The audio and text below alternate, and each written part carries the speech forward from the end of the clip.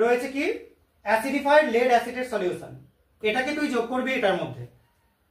মোটামুটি হাতে করে তোল, আর যোগ কর, আর যোগ কর, বেশ। এবার এটাকে একটু চেক করে নে। এবার তুই এখান থেকে কিছুটা স্যাম্পল নিয়ে ওর মধ্যে যোগ কর, আস্তে আস্তে ধরে, আর একটু যোগ কর, ব্যাস ঠিক আছে। এবার আস্তে আস্তে চেক করে,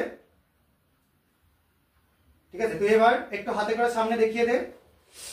এই যে কালারটা তৈরি হচ্ছে, এই কালারটা আমরা এখানে অ্যাড করেছিলাম যেহেতু একটা লেডের সল্ট, পিবিএস তৈরি হওয়ার জন্য এটা কালচে হয়ে যাচ্ছে কালারটা।